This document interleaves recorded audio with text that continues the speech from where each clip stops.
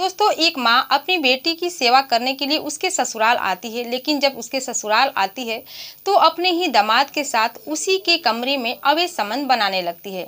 जब इस अवैध संबंध का राज खुलता है, जब उसकी बेटी को इसके बारे में पता चलता है कि उसकी माँ का रिश्ता उसके पति के साथ है, तो इसका अंजाम जो होता है उसको सुनकर आप भी दोस्तों हैरान और परेशान हो जाएंगे। तो आइए जानते हैं इस घटना की पूरी जानकारी इस वीडियो के माध्यम से कि आखिर इस घटना में होता क्या है। दोस्तों, मैं हूं ज्योति कुशवाहा और आपका ज्योति वॉइस चैनल में स्वागत है।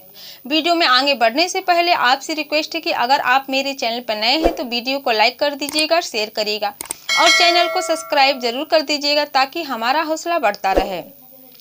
तो दोस्तों, आज की जो ये सच्ची घटना है, ये घटना है उत्तर प्रदेश के उन्नाव की। वहाँ उस गांव में एक परिवार रहता था। एक पंकज नाम का लड़का था जो कि अपने बूढ़े माता पिता के साथ रहता था। पंकज का एक छोटा सा कारोबार था जिससे वो अच्छा खासा पैसा कमा लेता था और अपने परिवार को चला रहा था। एक दिन जो पंकज की माँ है वो कहती है कि बेटा, तुम शादी करने लायक हो गए हो, अब तुम शादी कर लो, क्योंकि अब तो हम लोग बूढ़े हो चुके हैं, कुछ ज़्यादा काम हम लोग से होता नहीं है और तुम अकेला क्या करोगे, घर देखोगे कि अपना काम देखोगे। एक घर में आ जाएगी शादी करके तो घर को संभाल लेंगी, तुम अपना काम देखना, सब कुछ ठीक ठाक हो जाएगा। लेकिन पंकज जो था अपनी माँ की बात को नहीं मानता था, वो शादी करने को तैयार नहीं था, क्योंकि आए दिन हर देखता रहता था कि घर में इसी सास बहू में कितना क्लेश हो रहा है, झगड़ा हो रहा है, इसलिए वो शादी के लिए तैयार नहीं था। वो अपनी माँ की बात को टाल देता था, लेकिन जो उसकी माँ थी बार बार जबरदस्ती करती थी, उससे शादी करने के लिए जोर देती थी। फिर एक दिन पंकज कहता है कि ठीक है माँ, जब तुम जैसा चाहो वैसा करो। इसके बाद जो उसकी माँ है अपने एक रिश्तेदार से शादी के बात करती है कि अगर एक अच्छी सी लड़की मिलेगी तो मुझे बताना, मुझे मेरे अपने बेटे की शादी करनी है। देखते ही देखते दोस्तों, एक दिन एक गांव की महिला आती है, पड़ोस की जो महिला आती है, कहती है कि एक लड़की है जिसका नाम चंदा है, वो बहुत ही अच्छी लड़की है, पढ़ी लिखी है, संस्कारी है, तुम अपने बेटे के लिए उस लड़की को चुनो, वो लड़की बहुत ही सुंदर है। इसके बाद पंकज की माँ को जब यह बात सुनते हैं तो उसके घर जाते हैं, उसके माता पिता उस लड़की के घर जाते हैं, चंदा के घर। चंदा को देखते हैं तो चंदा पसंद आ जाती है और पंकज भी चंदा को देखता है तो उसको भी चंदा पसंद आ जाती है। चंदा अपने परिवार में अपने माता पिता और एक भाई के साथ रहती थी। जो उसकी माँ थी, सौतेली माँ थी, उसकी माँ नहीं थी, क्योंकि उसकी माँ उस बचपन में ही गुजर चुकी थी। इसके बाद दोस्तों, जब दोनों तरफ से रिश्ता पक्का हो जाता है तो शादी की डेट फिक्स हो जाती है। शादी की डेट फिक्स हो जाने के बाद एक दिन धूमधाम से शादी भी हो जाती है। जब चंदा अपने ससुराल में शादी करके आती है तो सब कुछ ठीक ठाक चलने लगता है।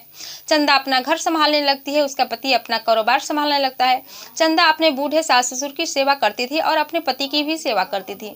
देखते देखते दोस्तों, एक महीना बीत जाता है। एक महीने के बाद फिर चंदा की अचानक से तबीयत खराब हो जाती है और धीरे धीरे करके उसकी तबीयत इतनी ज़्यादा खराब हो जाती है कि वो बेड पर से उठ ही नहीं पाती है। फिर जो पंकज के माता पिता थे वो बूढ़े हो चुके थे, उनको ज़्यादा काम करने की आदत नहीं थी। इसके बाद घर में दिक्कतें होने लगती है, परेशानी होने लगती है। इसके बाद जो पंकज था अपना कारोबार देखता था, उसको समझ नहीं मिल पाता था कि अपनी पत्नी की सेवा करे, अपने माता पिता को संभाले। एक दिन अपनी पत्नी चंदा से कहता है कि क्यों ना तुम अपनी माँ को कुछ दिन के लिए यहाँ पर बुला लो, जब तुम ठीक हो जाओगे तो वह चली जाएगी। इसके बाद दोस्तों, चंदा को ये बात पसंद आ जाती है। वो अपनी माँ को कॉल करती है और कॉल करके कहती है कि माँ यहाँ पर आ जाओ, मेरी तबीयत ठीक नहीं है, कुछ दिन की ही तो बात है। इसके बाद चंदा की माँ तैयार हो जाती है और अगली सुबह ही अपने बेटी के यहाँ यानी कि चंदा के ससुराल आ जाती है। जब चंदा के ससुराल आती है तो जो उसकी माँ थी देखने में बहुत ही सुंदर थी। वो दोनों को देखने में ऐसा नहीं लग रहा था कि दोनों माँ बेटी है, बल्कि दोनों बहन जैसी दिखती थी, क्योंकि जो चंदा की माँ थी वो चंदा से भी ज़्यादा खूबसूरत थी, देखने में हष्टपुष्ट थी, बिल्कुल नई थी। इसके बाद दोस्तों, जब वहाँ पर आती है तो अपने बेटी की सेवा करने लगती है, उसके जो सास ससुर थे उसका भी ख्याल रखने लगती है, अपने दामाद का भी ख्याल रखने लगती है और देखते ही देखती है दामाद से प्यार करने लगती है, क्योंकि जो पंकज था देखने में बहुत ही सुंदर था और उसकी जो सास थी, पंकज का सास, उसको देखकर वो प्यार करने लगती है, उसे पाने की कोशिश करने लगती है। लेकिन जो पंकज था उसका स्वभाव ऐसा नहीं था। वो दिन भर अपने कामों में लगा रहता था और जब शाम को आता था तो अपने माता पिता का हालचाल लेता था, अपनी पत्नी का हालचाल लेता था और इसके बाद खाना खाता था। खाना खाने के बाद सो जाता था। ऐसे ही करते करते दोस्तों समय निकलता जाता है, कुछ दिन बीत जाता है और जब चंदा का माँ उसके ससुराल आ जाती है तो जो माँ बेटी थी एक साथ सोया करती थी और जो चंदा का पति था दूसरे कमरे में सोया करता था। एक दिन दोस्तों, एक दिन जब चंदा का पति आता है शाम को तो खाना खाने के बाद अपने बिस्तर पर जाता है सोने के लिए, लेकिन जो चंदा की माँ थी कुछ अलग ही हाव भाव में थी, कुछ अलग ही करना चाहती थी। वो चंदा के साथ सोने चली जाती है। सब लोग खाना खाने के बाद सोने जाते हैं तो चंदा गहरी नींद में सो जाती है। इसके बाद धीरे से जो चंदा की माँ है धीरे से उठती है और अपने दामाद के कमरे में चली जाती है और उसके पास जाकर सो जाती है। जब चंदा का पति देखता है कि मेरे बगल में कोई और आया है तो वो सोचता है कि मेरी पत्नी ही आई है। इसके बाद वो अपनी पत्नी को समझकर उसके साथ छेड़खानी करने लगता है, उसके साथ संबंध बनाने लगता है, क्योंकि अपने पत्नी की बीमारी के चलते 1 महीने से उसके से दूर था, उससे अलग था और उसको अपने पास पाकर पूरा सारी हदें भूल जाता है और उसको प्यार करने लगता है। लेकिन कुछ देर बाद उसे एहसास होता है कि मेरी पत्नी नहीं बल्कि कोई और है। वो हड़बड़ाकर लाइट जला देता है। जब लाइट जलाता है तो देखता है कि उसकी सासू माँ उसी के कमरे में उसी के पास लेटी हुई है। यह देखकर वो हैरान हो जाता है, परेशान हो जाता है। वो अपना सिर नीचे कर लेता है, शर्मिंदा हो जाता है। इसके बाद जो पंकज की सास है कहती है कि शर्माओ मत दामाद जी, मैं अपनी मर्जी से यहाँ पर आई हूँ, मुझे ये सब करने में अच्छा लगता है। क्योंकि जो चंदा की माँ थी वो बिल्कुल नई थी और जब उसकी शादी हुई थी तो उसके पति जो थे बहुत ही कमज़ोर हो चुके थे, बूढ़े हो चुके थे, इसलिए उसे वो शारीरिक सुख नहीं मिला था जो कि उससे मिलना चाहिए था। इसके बाद जो चंदा का पति है वो अपने आपा को खो जाता है और वो भी अपनी सास के साथ संबंध बनाने लगता है। दोनों लगभग 2 घंटे तक संबंध बनाते हैं, फिर अपने अपने जगह पर आकर सो जाते हैं। दोस्तों, जब ये सिलसिला एक दिन चलता है तो चलने ही लगता है। आए दिन जब भी दोनों को मौका मिलता था तो एक साथ संबंध बना लेते थे, लेकिन ये बात घर में किसी को पता नहीं चल रही थी कि दोनों के बीच क्या खिचड़ी पक रही है। कहते हैं ना कि 100 दिन का चोर एक दिन पकड़ा ही जाता है। एक दिन जो चंदा की माँ थी वो अपने दामाद के कमरे में जाकर संबंध बना रही थी। तभी चंदा की आंख खुलती है, वो शौच के लिए बाहर जाती है। इसके बाद जो देखती है कि बगल में उसकी माँ नहीं है, वो सोचने लगती है कि आखिर मेरी माँ इतनी रात को गई तो गई कहाँ। इसके बाद बाहर का लाइट जलाती है। लाइट जलाने के बाद सोचती है कि क्यों ना अपने पति के पास जाए और पति से बातें करके उसकी माँ कहाँ गई। इसके बाद वो अपने पति के कमरे में जाती है। जब कमरे में जाती है तो वहाँ का नज़ारा देखकर वो हैरान और परेशान हो जाती है। उसके पैरों तले जमीन खिसक जाता है। वो देखती है कि उसकी माँ और उसका पति दोनों आपत्तिजनक स्थिति में संबंध बना रहे हैं।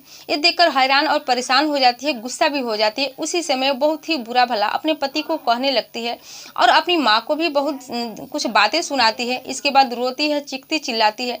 इसके बाद रात को उसको नींद नहीं आती है, पूरी रात जाग के ही बिताती है। जब सुबह होती है तो वो अपने पिता को कॉल करती है और अपने भाई दोनों को बुला लेती है। दोनों को बुलाने के बाद अपने पिता और भाई से पूरी बातें बताती है कि कैसे मेरी माँ यहाँ आकर मेरे पति के साथ ऐसा रिश्ता निभा रही है, उसके साथ नाजायज संबंध बना रही है।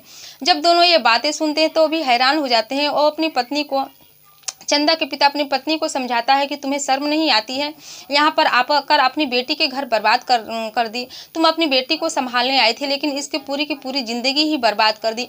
इसके बाद जो चंदा की माँ थी वो साफ कह देती है कि मैं अपने दामाद से प्यार करती हूँ और मैं इसी के साथ शादी करके इन्हीं के साथ रहना चाहती हूँ। जब दोनों लोग ये बातें समझाते हैं तो समझने को तैयार ही नहीं होती है।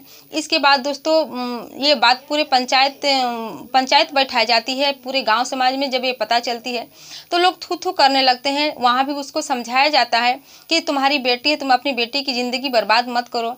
इसके बाद जैसे तैसे करके बात को संभाली जाती है। जो चंदे के पिता और भाई थे अपनी चंदा को माँ को अपने घर ले जाते हैं और जो पंकज अपने घर आ जाता है। तो इसके बाद दोस्तों जब ये बात पूरी गांव वालों को पता चलते हैं तो बहुत ही थू थू होने लगती है कि कैसे एक सास और एक दामाद दोनों ऐसे रिश्ता में बच जाते हैं। उन्हें पता ही नहीं चलता है कि आखिर वो कर क्या रहे हैं, जो कर रहे हैं सही कर रहे हैं गलत कर रहे हैं। तो दोस्तों ये रही पूरी कहानी आप लोग के सामने। ये कहानी कैसी लगी कमेंट सेक्शन में कमेंट करके ज़रूर बताइएगा।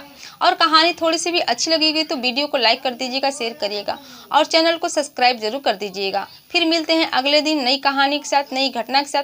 तब तक के लिए जय हिंद, जय भारत।